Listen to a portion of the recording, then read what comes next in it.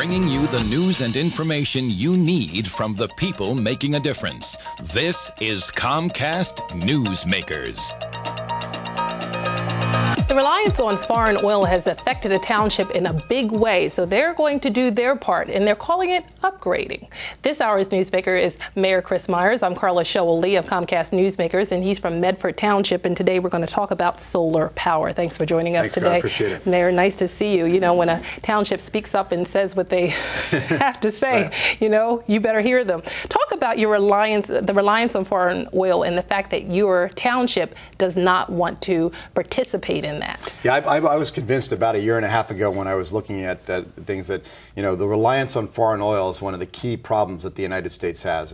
And when we've got to get off of reliance on foreign oil. So I was looking at ways that I could make a difference. And at Medford Township, we passed the first ordinance in the state, and I think it's the only ordinance in the state, that if you upgrade your house with solar power or other forms of renewable energy, we waive all the building fees and the permits, all the fees to encourage people to upgrade their house, doing our part. And also where I work in the daytime at Lockheed Martin Corporation, I'm heading up our renewable energy programs to get engineering talent on these renewable energy programs, because I just think it's so important that we get off our reliance on foreign oil, and every level of municipality, I think, needs to do something in that regard. How do you promote those incentives? I mean, you appear here on Newsmakers is one way, but what other ways have you been doing that? You're very welcome. What other ways are you doing that? We do it in a couple of different ways. We had a couple press conferences, obviously, but also we've sent out notes to other township residents. We put it in our newsletter. We also put in the ordinance that's advertised. So we try to get the word out through every medium that we can, because I strongly believe that every citizen can do their part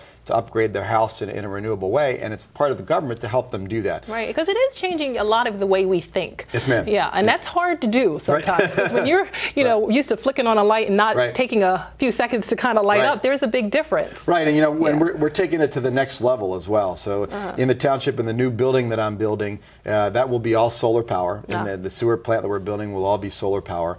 And then we're also looking at ways to look at our old landfill, to convert that into solar power, and again to power the township. And why are we doing this? One is I believe we do our part to stop the reliance on foreign oil, but also from a good government perspective. One of the cost drivers in my township is energy costs, and I'm sure it's similar in everybody's township. So I've instructed the entire staff, let's find every single way that we can reduce our energy bill and also be good stewards of the environment and also start reducing our reliance on foreign oil.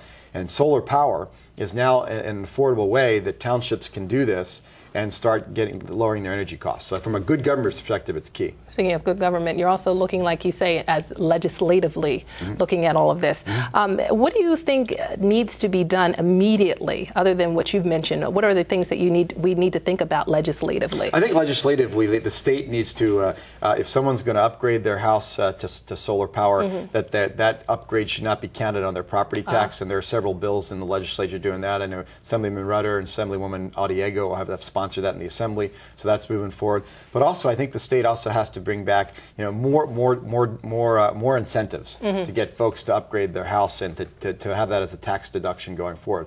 Because if we want to do alternative energy, I think we have to incentivize people to do it. How receptive have people been to this new way of thinking? I think folks have been very receptive. I think there's a groundswell of support out there, both environmentally and then also this reliance on foreign oil is a detriment to our economy and, frankly, a detriment to the national security of the United States. So when I see things like that, I don't just talk about it. I put them in action. So we have definable things that we've done. I hold my staff accountable. We have got to move forward in renewable energy, and we're doing our part in Medford. Well, I love the fact that you said for me to even look at my bill to see whether or not I can see the cost-saving effort, because otherwise you won't see the difference. And more people should do that. And one of the things I say, in the 1970s when we had all those gas lines, we stopped, as the gas prices came down, we stopped investing in renewable energies. Just think that if the government would have continued investing in renewable energies for the last 30 years, we wouldn't be in the crisis we are right now. So all levels of government have to figure out how to get us to the next level in renewable energies, whether it's solar, wind, or others, and to get this reliance off of foreign oil. Oh, we certainly appreciate you doing your part. So come back and update us on it. I will. Yes, ma'am. Thank you very much. All right, Mayor. This hour's Newsmaker has been Mayor Chris Myers of Medford Township. I'm Carla Showell-Lee for Comcast Newsmakers, an exclusive production of Comcast.